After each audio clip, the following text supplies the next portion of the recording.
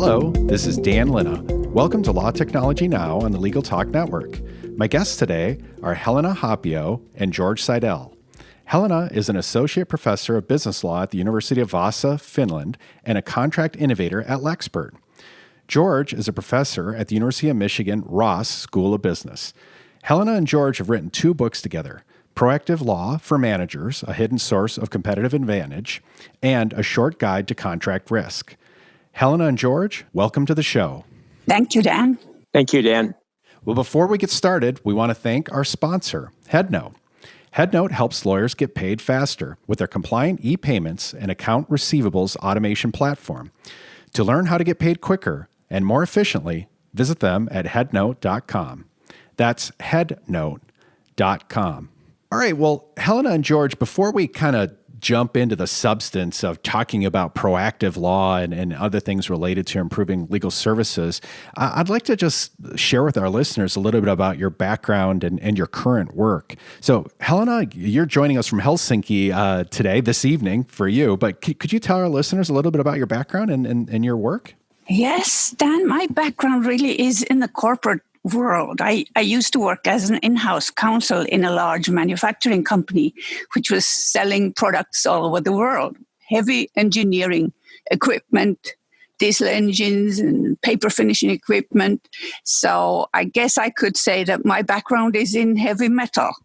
I got to work with engineers a lot, and always I was part of a team. We were doing things together, mostly making cross-border contracts, and a big part of what I do now is applying what I learned then to business and academia. So these days I share my time between the University of Vaasa and my own firm, Lexpert, being a lawyer and contract practitioner by day, and then researcher, editor, writer by night.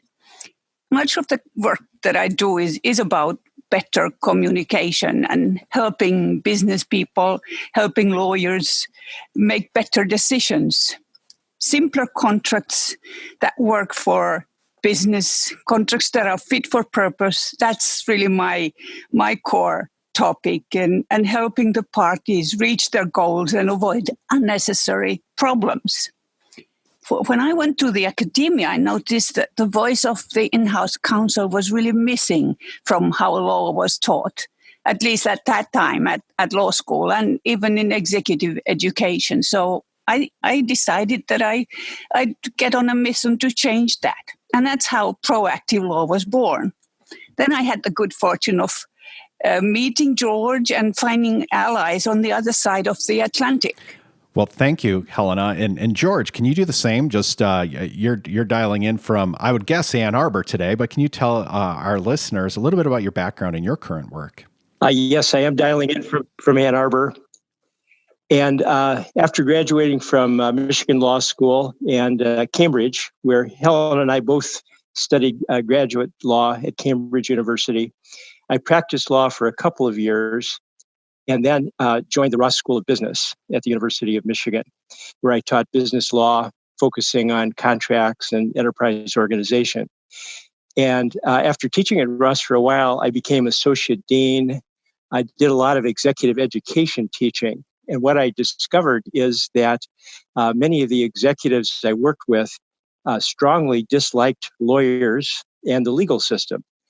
They had a lot of complaints about lawyers, except they always said, well, my lawyer is my most trusted advisor. It's just lawyers in general I don't like. And because of that experience, I began to wonder, why is it that executives and managers have such a negative viewpoint about lawyers? Why do they just view law as a cost center? And I tried to turn their thinking upside down by focusing on how law is a great source of competitive advantage and a great source of value creation. And so that has been the focus of much of my recent work. How can you use law for value creation?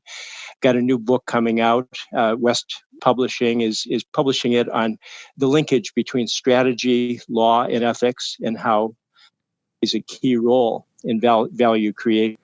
Well, great. Well, I'm really excited to jump into the conversation. As you both know, I've been using excerpts from your book on proactive law and some of the classes I've taught on innovation and technology, and I'm really excited to share with our listeners a bit more about what is proactive law. And I think it's left out of the discussion frequently, and when it is discussed, we tend to really just focus on preventing problems, which is a really important piece of this. Not nearly enough work, in my opinion, is done out in the world on that piece of it. But proactive law, as you describe it, Helena and George, is more than just a preventive dimension. But can you tell us, just tell our listeners, I guess, give them an introduction to what is proactive law?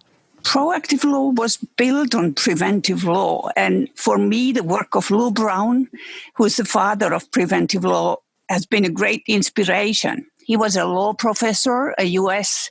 practitioner, and he wrote already in the 50s about how we can prevent problems in the legal field. And when I found his work, I found my mission in my lawyering life.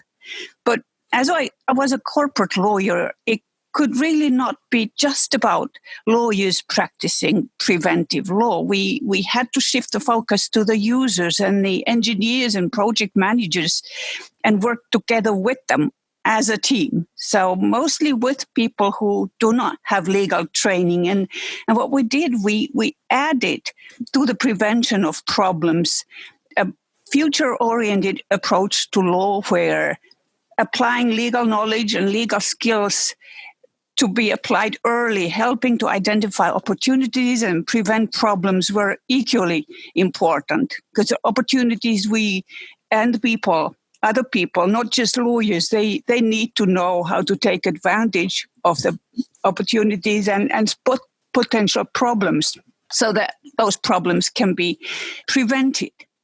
So it's not just about avoiding disputes and litigation, which is, of course, important, but we also seek ways to use the law to create value and strengthen relationships and manage risks. For me, as a contract lawyer, it's really about finding a balance between business and law and business purpose of contracts and the legal purpose of contracts, and then balancing precision and ease of use. There's always this friction there, but we need to find, and we have found, ways to do the balancing. George, do you have anything you'd like to add to that? Well, just very quickly, and Helena has emphasized this in the past, there's sort of an analogy to health.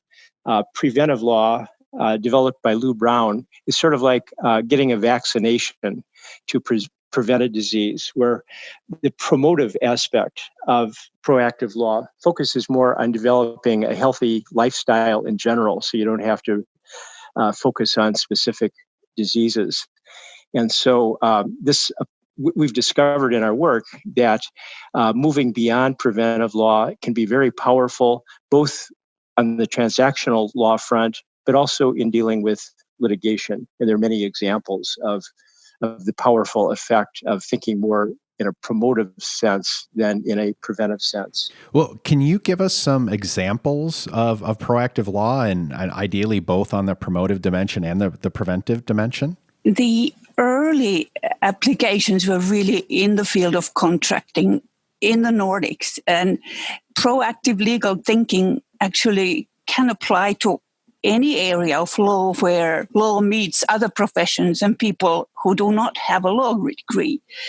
Maybe the areas that benefit the most would be transactions and contracts and intellectual property. And then, Dan, your fields, legal informatics and legal tech, legal design in particular.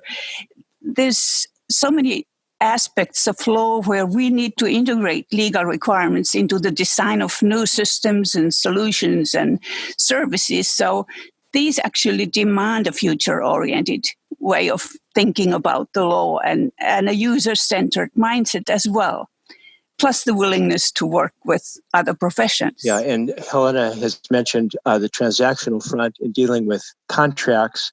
And on that front, we both have worked with lean contracting, trying to shrink the size of contracts. Helena is an international expert on contract visualization. And the impact of that work extends far beyond just creating a contract. One of our friends has developed something called a comic book contract. He's a South African lawyer. He was concerned that fruit pickers working on farms in South Africa didn't understand the contracts they were entering into, even though he represented the other side. He represented the large farms. So he developed a visual comic book version of their contracts. And not only did it help formation of the contract, but it had tremendous effect in improving efficiency. There was a drop in employment law disputes.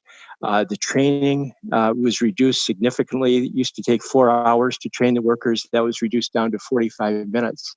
So there were a lot of positive aspects in business. And beyond the transactional front, even with litigation, proactive law has a lot of potential. On the preventive front, lawyers are very familiar with ADR, alternative dispute resolution. But now they are using ADR for deal making. A recent survey indicated that about half of mediators are now using mediation for deal making. Litigation is also a tremendous source of value creation. When you think of all the information that is gathered through discovery in litigation, through depositions, and there's a ton of information about companies' success buried in the discovery documents and depositions that can be very useful. There's a Notre Dame law professor who's done a lot of work in this area, showing how studying the work product from litigation can improve the quality of healthcare. So it's both transactional and litigation where proactive law has had a big impact. Then there's the example of the GDPR in Europe, and in recent times, we have had practitioners and researchers look at ways to better communicate privacy and obtain consent. So there's a collection going on of patterns that work and help people get a better idea. It's not just about visualizing for pictures. It's visualizing for insight and understanding, and that's where we are now. The early days, we are told, were text-based, the contracts and memos and guidance documents, but now we have more options, and it's easier to work with hyperlinks and ways to organize information so that people find the right information at the time they need it. And the thing we have been working with is the problems or challenges that readers of privacy notices or cookie terms and conditions or contracts, they just don't want to read. And if they read, they don't find what they want to find. And if they find it, then they don't understand what they find. And these sorts of challenges, really, there are ways to respond to the challenges. And with proactive law, merging it with legal design or information design, we have ways now that we can help people get those insights and understanding.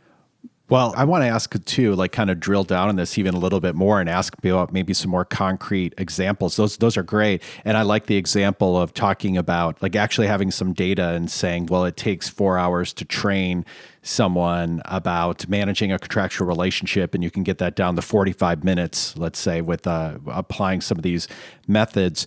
I'm really interested in if there are other examples that our listeners might like to hear about, let's say a general counsel, say, using some of these approaches, maybe litigation avoided, or even just the value, which might be even harder to measure than litigation avoided, the value of someone in the business having a contract that they actually understand, and rather than just being something that they pull out of a file cabinet when there is litigation, that it can kind of be like a roadmap for how to govern the relationship. Do either of you happen to have any other more concrete examples, and better yet, if it's public, of this company tried this approach and this is what they found to be the return on investment? Well, right here in my backyard at the University of Michigan, we have a very large healthcare system. And historically, the healthcare system used the traditional approach when somebody was accused of malpractice. They circled the wagons and they fought the malpractice claim. And so a few years ago, they decided to completely change their philosophy to more of a proactive approach, which is if we're accused of malpractice and if we decide we have committed malpractice, we're not going to fight it anymore the way every other health system does still today. We're going to disclose that we made a mistake. We're going to tell the other side. We're going to apologize, and we're going to offer a settlement. So this had two major effects. Number one, it reduced the malpractice liability costs. But second, and to me, I think this is even more important, it improved the quality of healthcare. It gave a transparency to the system. In the past, if everybody has to defend a doctor who commits malpractice, people are reluctant to speak up and to suggest improvements. Now, because of this change, the hospital system has concluded that hospital staff members like nurses in operating rooms who always kowtowed to the surgeons, now they're willing to speak up and say, hey, there's a way to improve this procedure and make suggestions. So to me, that's even more exciting than the reduction in malpractice claims, the opportunity to improve healthcare through the proactive approach. Mm-hmm. Yeah, that's a great example. Helena, I think you were going to jump in with an example as well. Well, we have examples, not with figures right now yet, but we have made comparisons between contracts the way they are now and then contracts the way they could be, visualized, simplified, restructured. And the interviews show that readers or non-readers, former non-readers, they really give better answers quickly. They can memorize what the obligations are in the contract, and they are happier with the experience with the contract. So we hope to be able to measure this and show some more results later. But right now we haven't yet got to the research where we could prove how much savings or how much money this makes for the company. It's clear that it cuts the time from getting to offer to getting to billing and monies in, and negotiation time is cut. But the figures, we need more data to prove them. Okay, well, it sounds like there's a lot of interesting work going on and much more great work to happen. George, one of the things I wanted to follow up with is I know that you're very passionate about getting lawyers to think about how they can add greater value with their legal knowledge. And the way a lot of these innovation discussions are framed, sometimes lawyers can get feeling a little bit like we're making the lawyer less and less important. And it doesn't mean the lawyer is less important when we're empowering end users and consumers and the people who need law. And getting lawyers excited about the additional opportunities to add value as the lawyer. Can you kind of speak to that a little bit more? Well, that's been my big frustration.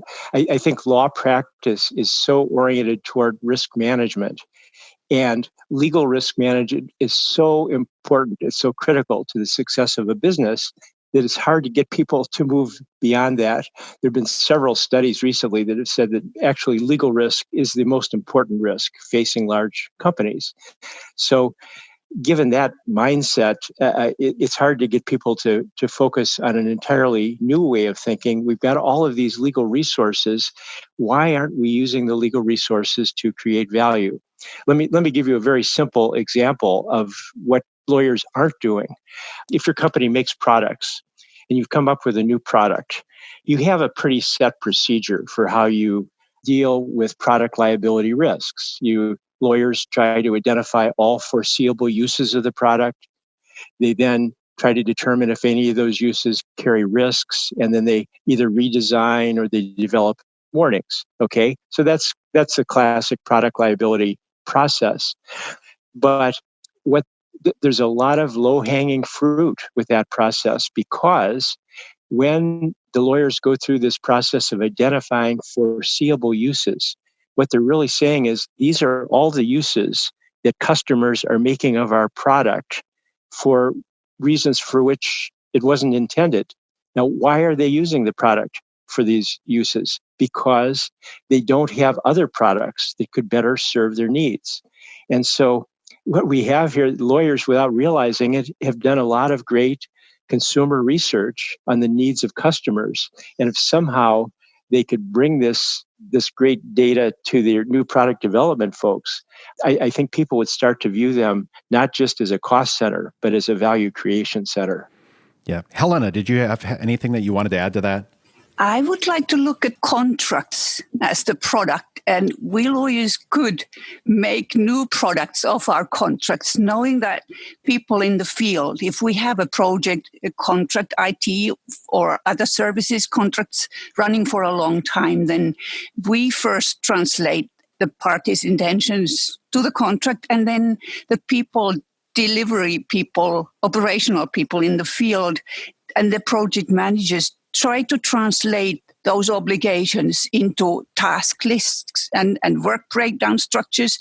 And they try to visualize the contract or summarize the obligations. And they use various tools for doing so. But what if we as lawyers would do that at the time when the contract is proposed or developed and crafted? We could use those tools and build them in and make them mutual tools for both parties so they would agree and there would not be this translation on both sides of maybe different understandings of what the contract requires at what time. So timelines and swim lanes and flowcharts and that type of tools, which we have been working on, could be incorporated or embedded in the contracts and help the parties get a mutual understanding faster, and then also stick to what the original intention is when people change from sales to project to delivery management, for example. So summaries, term sheets, these types of new tools or old tools, but we don't always use. We might want to refresh and take into use more often. Yeah, and I love those thoughts because we spend a lot of effort right now in law practice, and we're spending a lot of effort right now in legal technology thinking about, well, we have these monstrosities of contracts. How do we understand what's there after the fact? And what if we spent more time recognizing the needs and as lawyers integrating some of this from the beginning? There's so many opportunities around that, including with design, a lot of the work that you're both doing and thinking about proactive law. Well, I want to also talk a little bit about how our lawyers and businesses can successfully integrate some of these disciplines into their businesses and practices. But before we continue our interview with Helena Haapio and George Siedel, we're going to take a quick break to hear a message from our sponsor. Hey, law firms. Getting paid is fantastic, but dealing with accounts receivable is such a pain. What if there was a better way? Enter HeadNote, an industry-leading compliant e-payments and AR automation system. Their unique blend of features cuts through the noise and helps you get paid 70% faster. Skip the paper checks, spreadsheets, and awkward calls due to overdue clients. Get paid faster with less effort. Visit headnote.com for more information. And we're back. Thank you for joining us. We're with Helena Haapio, Associate Professor of Business Law at the University of Vasa, Finland, and a contract innovator at Lexpert, and George Siedel, Professor at the University of Michigan Ross School of Business. And we've been talking about proactive law. And Helena and George, I want to ask you about, in your books and your work, you work closely with the IACCM, the International Association for Contract and Commercial Management. And you've pointed to some research that shows there's a real disconnect between the contract terms that lawyers spend time negotiating and the terms that their business clients actually care about most. Can you tell us a little bit about that? Yes, the IACCM, it's a global association with more than 60,000 members all over the world. And for years, they have been doing surveys among their membership, asking them what terms are negotiated the most. And year after year, guess which terms have been topping the list? There's been limitation of liability and indemnities, and only then price changes, charges, and that sort of thing. Now, obviously, when they ask people what should be topping the list and what is really important for the business, then the answer would be completely different. They would say topics such as scope and goals and roles and responsibilities of the parties would have to come to the fore. And we have asked ourselves, is it really that we as lawyers, are we focusing on the matters that work and are important for our clients, internal and external clients? And what could we do to focus on the things that matter? Yeah. Yeah. Well, George, do you have anything to add to that? I mean, why is there this disconnect, and how do we as lawyers get to a point where we better understand what our clients really need, our business clients? Well, I think it goes back to this notion that the main purpose of a lawyer is risk management. And so there's a lot of attention paid to risk management clauses, limitation of liability, indemnification, service levels and warranties, et cetera, and less attention paid to the actual business side of the contract, the scope and goals, parties' responsibilities, delivery, acceptance, et cetera. And the sad thing is that because of this emphasis on risk management, a lot of times these clauses are rarely, if ever, put into effect. So a lot of time in negotiation is spent on these clauses that are eventually going to have very little impact, and that delays negotiation. It delays the opportunity to start making profits, and for the contract to actually create value as a business document as opposed to a legal document. And this is really also, the question is interesting for those who work with smart contracts or computable contracts, because not often do they ask what the purpose of the contract is. And I see a really a focus on legal enforcement. And then I wonder, is it really suing the other party or protection if the other party sues us, and allocating risks that wouldn't be the main reason for having a contract. The parties, they don't want to go to court, and they do not want to have complexity. They hardly care really about enforceability or validity as much as they care about the performance that they expect.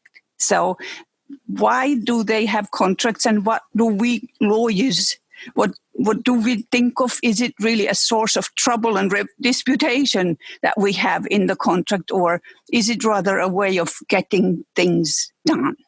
And for business people, a contract should be a framework for successful business outcomes. And it would be about performance management or providing operational guidance. And we could do a better job helping them use contracts for those purposes and make contracts fit for purpose. Well, let's shift to thinking about how we can help lawyers and then business people as well. And so let's talk separately about thinking, if you're the general counsel in a company, how might you go about introducing proactive law principles into your company to improve legal services delivery, but also improve the bottom line for the business. And then I'd like to, after that, talk about, if you're in an outside law firm, how you might be thinking about proactive law as a way to add value for your clients. But let's start first, I guess, like thinking internally. You're the general counsel or a lawyer for the company. How might you be successful in adopting proactive law principles? Well, first of all, I think lawyers currently have a lot of leverage because, according to recent surveys, companies are more interested than ever in having lawyers in the C-suite and seeking lawyers' advice on strategic issues. So that's a great leap forward. I think companies realize how valuable the advice of general counsel is. The downside of that is that advice still focuses on risk management, which is the traditional and very valuable role of a lawyer. I think that lawyers should exercise more of a business advice function. There was a recent American Bar Association study about the skills that law schools should be teaching and the skills that a business lawyer should have. And they focused on traditional business functions, like business lawyers should understand finance and accounting and marketing. And that's all, I think that's all very necessary to give sound legal advice. But what's missing from that ABA report is the need for leadership training, the need for training in change management, the need for training in teamwork. Those skills were completely ignored. And I think those are all necessary for value creation because it's necessary for lawyers to work in teams with managers in order to create value. So I hope that, number one, law schools become much more active in offering leadership courses for law students and relating it to the law, of course, but giving them a leadership perspective. And then number two, firms should be more active in training to change the mindset of their lawyers, not to diminish the important risk management work they do, but to ask also, how can we create value from this legal knowledge that we have obtained? And in doing so, I think they'll change the mentality of business leaders. They'll view the law department as more than a cost center and start to treat it as a value creation center.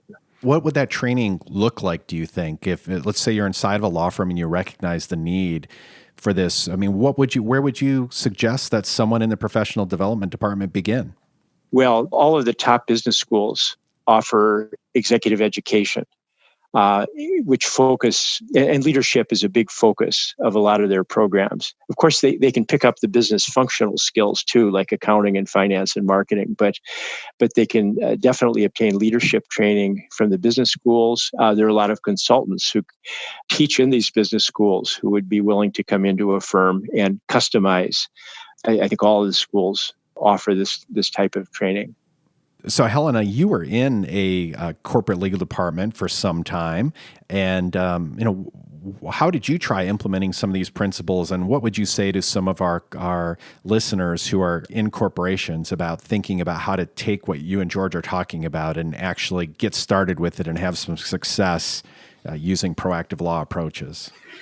I would really encourage people to attend IACCM's workshops or classes, online or offline, and meet people from the field, meet people from different professions, and learn to listen and communicate in ways people who do not have a law degree, how they do business and how they talk, and try to adjust our messages so it works in their language. I think the best thing that I have learned working with engineers is that they ask you, now, why is this important? Why is your clause or why is your law important?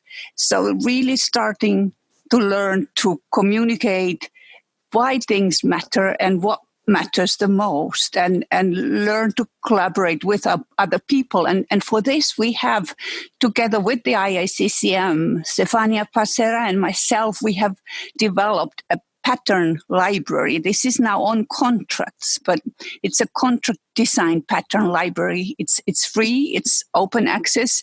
So if you're interested, you can go to the IACCM website or do a Google search on the pattern library. And there we have ways how we can present our messages, be it a memo or advice. In our case, it's now contracts, how we can reorganize, restructure those things and layer the information so that people really see what is important for them, and using those patterns and seeing contracts and our communications through the user's eyes, the business's eyes. I think that helps because they are not lawyers, so they are not really interested in what we have to say unless we make it clear why it matters for them. I strongly endorse that. Helena has made a tremendous leap forward in creating that library. If I could just put in a pitch for a free resource also, I'm a longtime member of the American Bar Association Business Law section, and I recently did an article for their publication Business Law Today and called Leadership Competencies for Business Lawyers. And it's built on this ABA report, and it talks about the competencies. It talks about how lawyers can link strategy, law, and ethics, which is the focus of the required leadership course at Harvard Business School. So it gives sort of a framework for moving into more of a leadership mode. If people just Google Siedel, Siedel, and Business Law Today, that article will pop right up. And it's not a long law review article. It's more of a practice-oriented article. Well, thank you for suggesting that resource, George. One of the things that is also interesting to me about this research, and where I still haven't seen a lot happen, is not just in the corporate business setting, but also, and then there's been a little bit that's happened around this, but we have a huge access to legal services crisis really around the globe. And in the U.S., the estimates are about 80% of the impoverished and half of the middle class lack access to legal services. And, Jeff Carr is a big proponent in the business space. He talks about the best problem is the one you never have, and trying to get lawyers more to focus on that. How much are you familiar with other efforts to think about taking what you've done with proactive law and your research there, and get more people in the access to legal services space to think about how we can focus more on prevention in that space as well? Yes, Dan, the Legal Design Alliance that was founded last year is one network of lawyers, academics, business practitioners, researchers, and practitioners who are doing just that. And it's not just about information design, it's about designing better services, better legal services, better solutions, and better access to justice. So I would encourage people to go and look for the LIDA, Legal Design Alliance, web pages and find the resources and tools, and there will be more in future. And joining is free. It's a virtual network and a platform for changing thoughts and ideas with like-minded people who believe in preventing and resolving legal problems in new and more innovative ways, human-centered ways. George, I want to follow up and try to tie that question to your prior response as well. And one of my observations has been that I agree with you completely about not doing enough to teach about leadership in law school. And one of my observations is I find it very important for big law practice, for corporate legal practice, but I think also just on the social aspect. And it's, of course, I'm here at Northwestern now. I've been previously at the University of Michigan and Michigan State. A lot of people come to law school because they want to make a big difference in the world. They want to have an impact. And I think too many students kind of feel like, well, okay, after some time in law school, I've learned a lot of law. My head's been filled with law, but I'm not sure how to have an impact in the world, how to really cause change. And to me, a lot of the leadership principles you're talking about are just even things like project management, I think is an area where, to me, it's a really important set of tools to be effective in solving not just problems for business clients, but if you want to have an impact in the world and solve big social problems as well. I mean, would you agree with that leadership is important, not just in this business setting, but in all these areas? Oh, absolutely. One of my research assistants at Michigan met with me a couple of years ago. She came into my office. She said, just had an interview with a law firm, and all they wanted to know was whether I was business savvy. And so I took that message over to our law school dean and met with him, and we realized we needed more courses of the type you described. Project management has been a very important course, for example, along with the other business topics. But the other piece of it, just to circle back from an example I gave earlier, I agree with you. Students are more socially minded. And think of that comic book example, where we have this lawyer who represents large South African farmers, rich farmers, who has a very strong concern about the workers who are really on the other side of the contract negotiations. And so he uses his legal skills to help them understand contracts through developing the graphic contracts. And then in turn, that feeds back to the farmers who benefit because It reduces training. It reduces employment disputes. So there's an example of a lawyer who is very socially conscious, and he spent a lot of his own money, by the way, developing these contracts to help the workers who, for the most part, were did not even know how to read.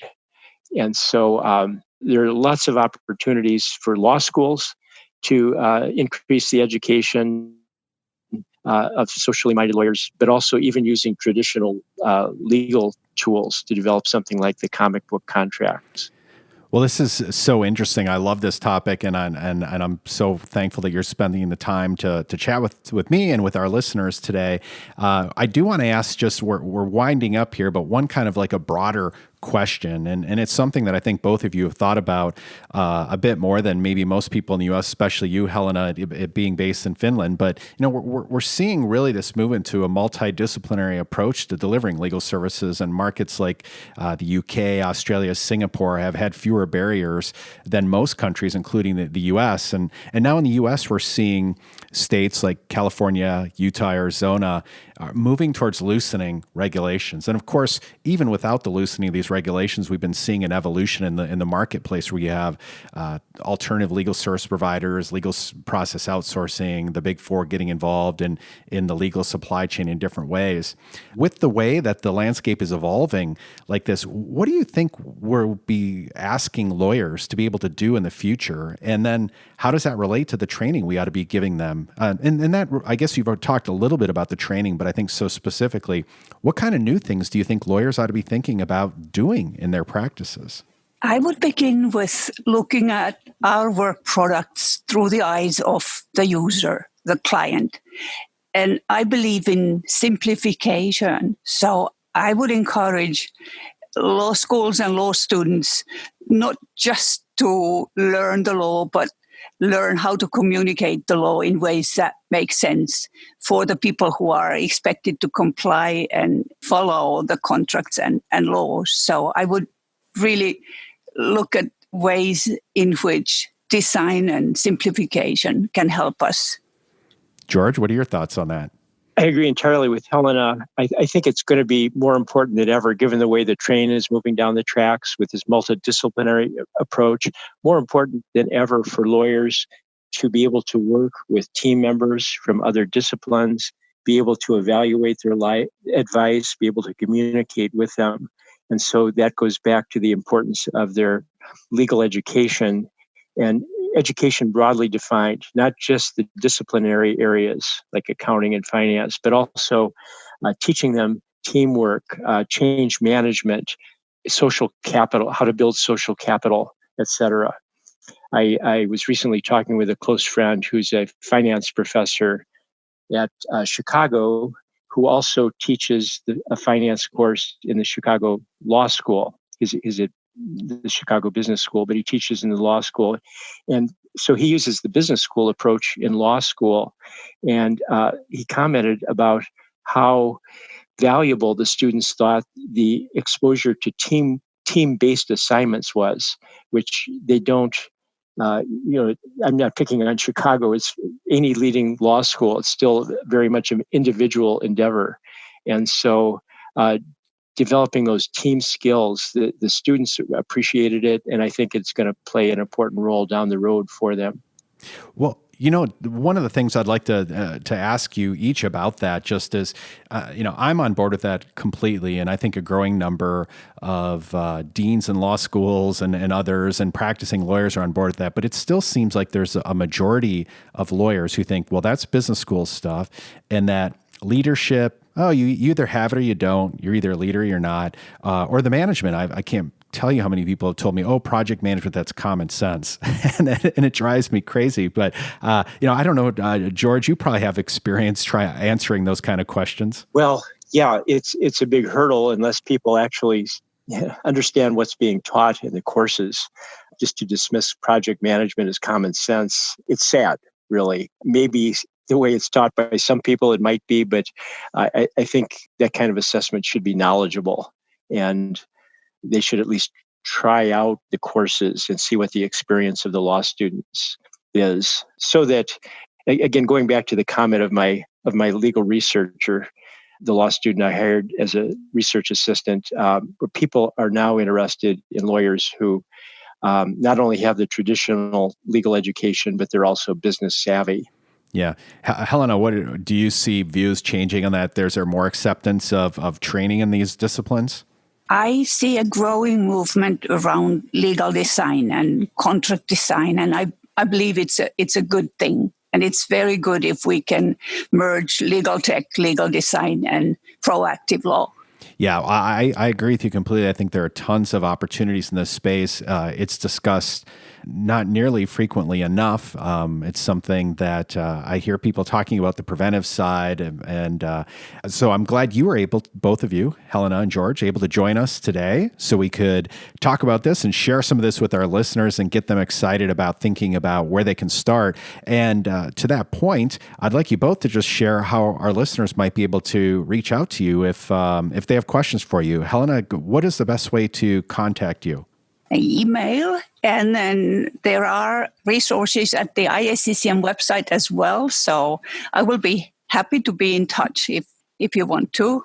Yeah, and I should have mentioned, Helena, that you're one of the coordinators for the large legal design event in Helsinki that well, just tell us briefly, I guess, about that. This has really been a student-led initiative, and I have been a founder of the Legal Design Alliance, so we are the platform for people who want to get into the group of like-minded folks. And students and volunteers have been putting together legal design summits in Helsinki for 3 times now. The last event was last week, and it had more than 500 people in the City Hall of Helsinki from more than 30 countries. So it's really a growing movement. And it shows that if the law school doesn't do it, then the students can do it and will do it. And that's great. Yeah, yes, yeah. A lot of energy and excitement around that. George, if people want to reach out to you, what's the best way? 2 ways, Dan, by email, but also there's a new development in education called the MOOC, Massive Open Online Courses. And I've done 2 of them. One is on negotiation. They're free. I was shocked by the interest. So far, 750,000 people have joined my course, including many lawyers. And then second, I have done a course specifically on the linkage between law, strategy, and ethics based on the Harvard Leadership course. So to get free access to these courses, just type Coursera, Coursera, and Siedel, and those courses will pop up right away. Just takes a couple seconds to sign on. No financial obligation to take them. And I hope that they'll be beneficial to people who are interested in those topics. Well, that's great, both of you, for creating these public resources and sharing your knowledge with such a broad audience. Really, that's wonderful. And thank you again, Helena Haapio and George Siedel, for joining us today. Thank you, Dan. Thank you, Dan. This has been another edition of Law Technology Now on the Legal Talk Network. Please take a minute to subscribe and rate us on Apple Podcasts and Google Podcasts. You can find me on Twitter at Dan Linna. Please follow me, retweet links to this episode, and join the legal innovation and technology discussion online. And join us next time for another edition of Law Technology Now. I'm Dan Linna, signing off. If you'd like more information about what you've heard today, please visit LegalTalkNetwork.com. Subscribe via iTunes and RSS. Find us on Twitter and Facebook, or download our free Legal Talk Network app in Google Play and iTunes. The views expressed by the participants of this program are their own and do not represent the views of, nor are they endorsed by, Legal Talk Network, its officers, directors, employees, agents, representatives, shareholders, and subsidiaries. None of the content should be considered legal advice. As always, consult a lawyer.